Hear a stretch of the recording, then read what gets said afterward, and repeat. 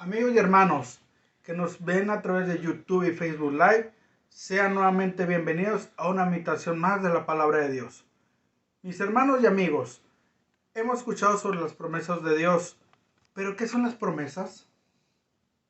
Se hacen en este mundo tantas que a veces nos cuesta creerlas. Por ejemplo, las promesas crean expectativas placenteras, levantan ánimos y aligeran las cargas de la vida. Pero ¿quiénes hacen ese tipo de promesas? Los políticos, notorios por la multitud de promesas que proclaman. Les prometo que si me eligen, eliminaré el 50% de los impuestos. Les prometo que si me eligen, traeré 10 fábricas al pueblo, acabando con el desempleo. También les prometo reparar y mantener en óptimas condiciones todas las calles y facilidades públicas. Los padres, hijos, si se portan bien esta semana, el próximo sábado los llevaremos a donde ustedes quieran ir. Los novios, si se casan, te promete serte fiel, cuidarte y amarte hasta la muerte. Los esposos, mi vida, te prometo cambiar mi conducta rectificando mis malos hábitos. Los mayores de edad tenemos que luchar por no volvernos totalmente escépticos ante tantas promesas y promesas, pues las experiencias de los años nos enseñan que gran parte no se cumple o se cumple a medias. Entre los que más promesas hacen se encuentra Dios, Jesucristo y el Espíritu Santo.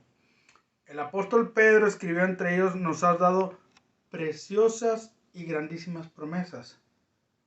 ¿Por qué habría que creerle a la humanidad? De hecho, mucha gente no las cree. Una de las más espectaculares promesas que hicieron en la era de Cristo vendría otra vez, pero para llevar a los suyos a las mansiones en la casa de su Padre. Pero aún durante la vida de los apóstoles había mucha gente burladora que decían: ¿dónde está la promesa de su advenimiento? Porque desde el día que sus padres durmieron, todas las cosas permanecen así como desde el principio de la creación. Malentendieron aquella promesa, error muy común de los humanos cuando de promesas se trata. Personalmente, he creído y sigo creyendo en las promesas de Dios para su pueblo elegido durante la era cristiana, teniéndolas por preciosas y grandísimas al sumo grado. A decir verdad, prácticamente toda mi vida gira en torno de ellas. Pero, ¿por qué confiar en su cumplimiento? Principalmente porque las promesas hechas anteriormente por Dios fueron cumplidas al pie de la letra.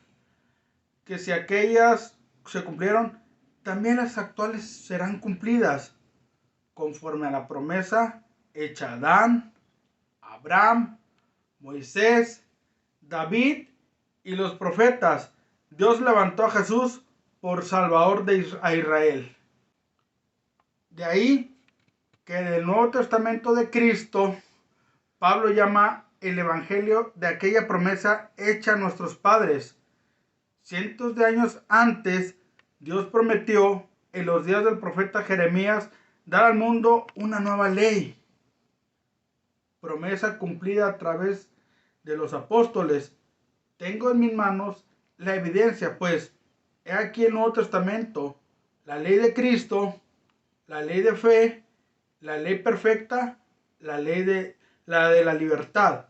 5 siglos antes de la era cristiana, Dios prometió mediante el sueño dado al rey babilónico Nabucodonosor e interpretado por el ilustre Daniel, que establecería un reino espiritual en la tierra durante el tiempo del Imperio Romano.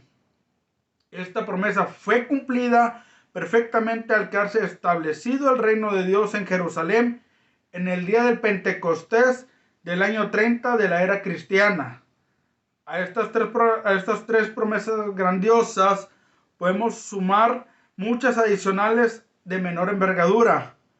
las que también fueron cumplidas. Así pues, fuertes razones hay para confiar en el cumplimiento de todas las promesas de Dios. Promesas de Dios para la vida presente. El apóstol Pablo escribe a Timoteo: la piedad para todo aprovecha, pues tiene promesa de esta vida presente y de la venidera. De cierto, Dios ha hecho promesas para esta vida presente. ¿Cuáles son? ¿Se están cumpliendo? Apoyándose en las promesas de este texto bíblico de 2 Corintios 9, 8 al 15, algunos predicadores proclaman el evangelio de la prosperidad, según el que todo el cristiano fiel ha de acumular riquezas materiales, sustanciales. Aseguran que Dios se los ha prometido y que derecho tienen de reclamarle el cumplimiento de la promesa.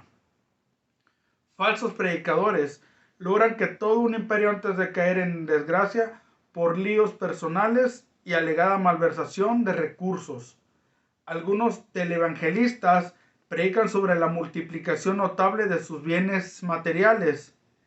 Estos predicadores, más otros tanto, se solidarizan con ellos, y los cientos de miles de creyentes que los siguen han entendido de forma errónea las promesas de Dios. 2 Corintios 9, 8 dice: y poderoso es Dios para hacer que abunden en vosotros toda gracia, a fin que, teniendo siempre en todas las cosas todo lo suficiente, abundéis para toda buena obra. Abunde toda gracia. No dice abunde en su cuenta bancaria mucho dinero, ni abunde muchas posesiones materiales de toda suerte, casas, carros y terrenos. Más bien dice toda gracia. Se trata pues principalmente de las virtudes espirituales, teniendo siempre en todas las cosas todo lo suficiente. Dice lo suficiente y no en todas las cosas, gran abundancia, riquezas materiales de sobra, lujos a granel, gran exceso de ropa cara, comidas finas o casas como palacios. Abundéis para toda buena obra. ¿Con qué propósito hace Dios que abunde en el cristiano toda gracia? Porque le suple todo lo suficiente, para que el cristiano a su vez abunde también para toda buena obra. O sea, no para que enriquezca personalmente, ni para que consuma en él mismo todo lo recibido, sino para socorrer a otros seres humanos necesitados. 2 Corintios 9:9. Como está escrito: repartió, dio a los pobres, su justicia permanece para siempre. Repartió. A los partidarios del evangelio de prosperidad les agrada mucho esta palabra. Dios reparte. Sí, claro, sin duda. Dios reparte, pero ¿a quiénes les reparte? ¿A los pastores ya muy acomodados, aún ricos? Negativo. Dice el texto específicamente: a los pobres. ¿Con el propósito de hacerlos ricos? No. El pobre que llegue a tener abundancia a consecuencia de las bendiciones de Dios, su deber es, conforme a 2 Corintios 9:8, es abundar también para toda buena obra. Al repartir de su abundancia para el beneficio de los menos afortunados, estaría siendo el ejemplo del Padre Dios en los cielos. ¿Reparten a los pobres los que se enriquecen mediante el evangelio de prosperidad? En 2 Corintios 9:10, y el que da semilla al que siembra ahí. ¿Y quién da la semilla? Dios. ¿A quién? Pues al que siembra. ¿Cómo Dios da la semilla al agricultor? ¿Acaso hace bajar cantidades de semillas de maíz o de frijoles directamente del cielo por obra milagrosa al rancho o a los campos del agricultor? ¿O lo hace mediante las leyes de la naturaleza, bendiciendo providencialmente a quien quisiera? La mazorca del maíz trae mucha semilla, trae hasta 700 granos o más, la que ningún científico puede producir artificialmente. ¿Quién es capaz de reunir elementos que componen una semilla de maíz, darle la forma exacta de la semilla natural y luego infundirle vida para que germine y nazca? Nadie, ningún ser humano. Que conste, no se trata de dinero, tampoco de inversiones de la bolsa de valores, tampoco de diezmos u ofrendas. La semilla de este texto es semilla literal y no simbólica. Esta semilla no representa diezmos, dinero, acciones en la bolsa, inversiones en propiedades, etc. Da pan al que come. ¿Cómo da Dios pan para el que come? ¿Acaso se lo pone delante sin tener que hacer el que come nada en absoluto? La creación material está diseñada de tal manera que la tierra produce pan para la raza humana, con tal que el hombre siembre y coseche. Los alimentos están disponibles para el poder de Dios en la creación material. El poder divino es lo que se realza mediante las referencias a semilla y pan. Proveerá. ¿Qué cosas proveerá Dios? Todo lo suficiente y no riquezas extravagantes. Y multiplicará vuestra sementera. ¿Sementera? Agricultura. Siembra, labor que los jornaleros realizan. Terreno sembrado de semillas o semilla o planta que siembra. Tiempo adecuado para sembrar. Multiplicará vuestra sementera. Como indica el vocablo agricultura en la definición, se trata de que la siembra de semillas en los campos preparados para la producción de vegetales, granos y frutas, bajo condiciones naturales, agua suficiente, sol, fertilidad de la tierra. Tales siembras suelen producir grandes cantidades sustanciales de alimentos. Producirá aún más al bendecir Dios providencialmente lo sembrado. Por extensión, este principio se aplica también a otros trabajos. Cualquiera que sea su ocupación u oficio, siempre y cuando sea honesto, Dios puede multiplicar los dividendos de la inversión en términos de energías, tiempo y recursos.